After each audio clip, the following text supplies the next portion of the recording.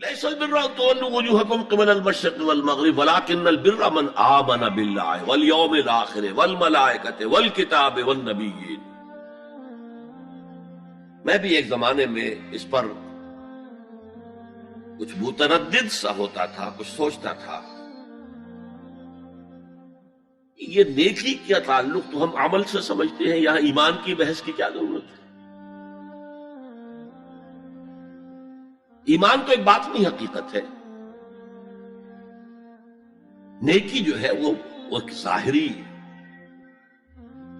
خارجی حقیقت ہے. لیکن پھر سمجھ میں آیا کہ اصل نیکی وہ نیت ہے جس کے ساتھ وہ کام کیا جا رہا ہے. اگر خیرات بانٹی جا رہی ہے، جھگیوں میں جا کر نہلے کچیلے بچوں کو گود میں لے کر اپنی سفید اشکروں کو بھی خراب کیا جا رہا ہے، اور معلوم ہے کہ یہ اس لیے کر رہا ہے کہ آئندہ الیکشن میں کھڑا ہونا ہے، تو کوئی ہے جو کہے گا کہ یہ نیکی ہو رہی ہے؟ کام تو بظاہر بڑی نیکی کا کام ہے. نیکی کے لیے شرط اول اللہ پر ایمان ہے،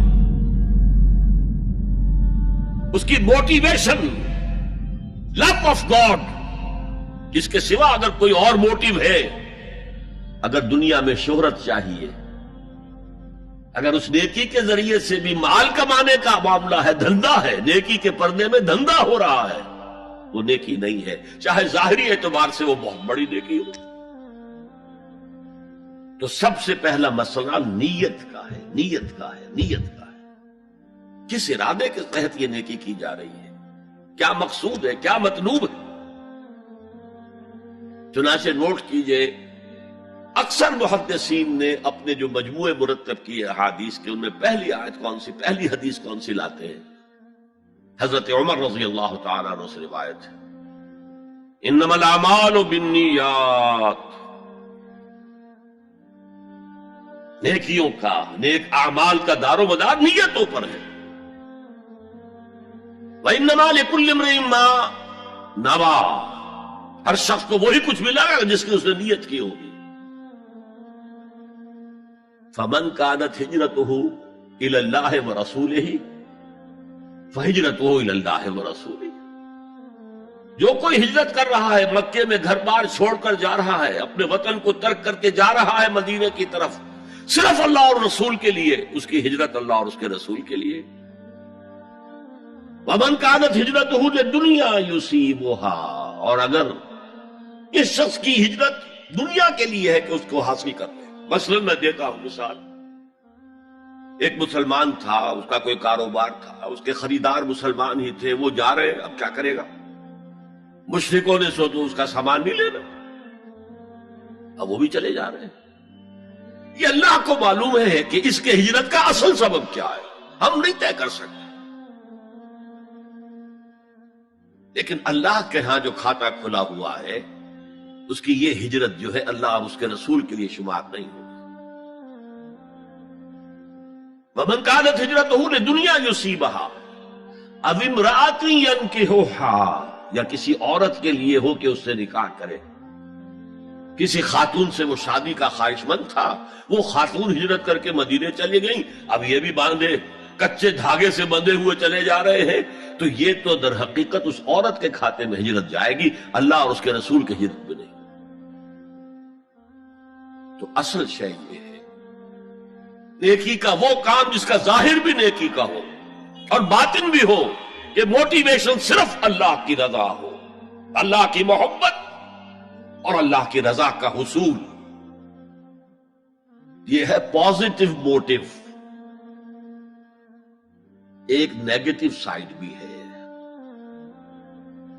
سب لوگ ذہنی اعتبار سے اتنے بلند نہیں ہوتے کہ اللہ کی محبت وہی اصل محرک بن جائے. یہی وجہ ہے کہ حضور نے اس کو صلی اللہ علیہ وسلم کمال ایمان سے تعبیر کیا ہے، من احب للہ وابغض للہ وَأَعْطَى لِلَّهِ وَمَنَعَ لِلَّهِ فَقَدْ اسْتَكْمَلَ الْإِيمَانِ. جس نے کسی سے محبت کی تو اللہ کے لیے کی، کسی سے نفرت اور بغض رکھا تو اللہ کے لیے رکھا کہ اللہ کو اس سے نفرت کرنا پسند ہے، اور کسی کو کچھ دیا تو اللہ کو خوش کرنے کے لیے دیا، اور کسی سے کچھ چیز روکی تو صرف اس لیے کہ اللہ کو اس کا روکنا پسند ہے، تو اس شخص نے اپنے ایمان کی تکمیل کر لی۔ اگر اس کا موٹو خالص ہو گیا ہے اللہ کی محبت اور اللہ کی رضا کا حصول، تو اصل میں نیکی ہے، ورنہ چاہے بظاہر کتنی ہی بڑی نیکی نظر آئے وہ نیکی نہیں۔ لیکن جو لوگ اس حد تک نہ پہنچ پائے ہوں، استکمال ایمان تک، تکمیل ایمان تک، تو ان کے لیے ایک اور موٹو بھی ہے، والیوم الآخر، قیامت کا دن، جزا و سزا کا یقین، اللہ کا خوف، آخرت کے محاسبے کا خوف۔ خوف بھی ایک بہت بڑا موٹو ہے، بہت بڑی موٹیویٹنگ فورس۔ اب میں یوں کہوں گا کہ اگر کسی عمل کا محرک ہے صرف اللہ کی محبت، اس کی رضا کا حصول اور آخرت کی نجات، تو وہ نیکی ہے۔ اگر یہ نہیں ہے، کوئی وطن پرست ہے، وطن کی محبت کی وجہ سے کوئی نیک کام کر رہا ہے، اس کا وہ کام وطن پرستی کے کھاتے میں جائے گا، خدا پرستی کے کھاتے میں نہیں جائے گا۔ کوئی قوم پرست ہے، اپنے قوم کی محبت میں کچھ کر رہا ہے، تو اس کا وہ نیک کام قوم پرستی کے کھاتے میں جمع ہوگا، خدا کی پرستش کے لیے دے۔ یہ ہے موٹو کا فرق، اور یہ ہے موٹو کی اہمیت، اور اس کا تعلق ہے ایمان باللہ اور ایمان بالآخرہ سے۔ ایک حدیث میں حضور نے فرمایا کہ قیامت کے دن سب سے پہلے 3 اشخاص کا معاملہ پیش ہوگا۔ ایک وہ تھا کہ جو اللہ کی راہ میں جنگ کرتا ہوا مارا گیا تھا، دنیا میں شہید سمجھا جا رہا ہے۔ ایک وہ تھا جسے اللہ نے علم بہت دیا تھا، اور اس نے علم کو پھیلایا، خوب پھیلایا۔ اور ایک وہ جس کے پاس جس کو اللہ نے بہت دولت دی تھی، اور اس نے دولت جو ہے نیکی کے کاموں میں، بھلائی کے کاموں میں، غربا، یتاما، مساکین کے لیے خرچ کیا۔ اب اللہ پوچھے گا ان شہید صاحب سے کہ دیکھو میں نے تمہیں صحت دی تھی، جسمانی قوت دی تھی، تم نے کیا کیا؟ وہ کہے گا اے اللہ میں نے تیرے لیے قتال کیا اور اپنی جان دے دی۔ اللہ فرمائے گا کذبتا، تو نے جھوٹ بولا، انک قد قاتلت لأن یقال جریء، تو نے تو اس جنگ میں حصہ لیا تھا اس لیے کہ تیری شجاعت کا ڈنکا بج جائے،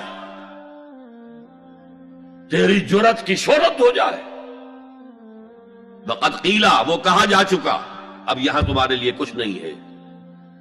اور فرشتوں کو حکم ہوگا اور اوندے منہ گھسیٹتے ہوئے اس کو جہنم میں ڈال دیں۔ یہی حشر ہوگا اس عالم کا، تو نے وہ نیکی کا کام کیا تھا، لأن یقال عالم، کہا جا چکا دنیا میں، ڈنکا بج چکا تمہاری شہرت کا۔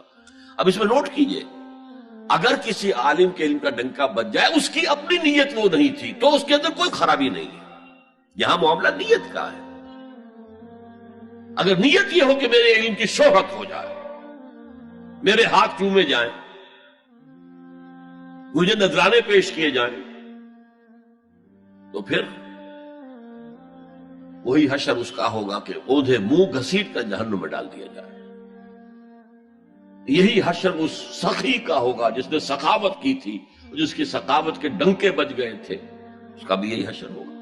تو انما الاعمال بالنیات، اور یہاں نیکی کی بحث میں سب سے پہلے وَلَٰكِنَّ الْبِرَّ بِرُّ مَنْ آمَنَ بِاللَّهِ وَالْيَوْمِ الْآخِرِ،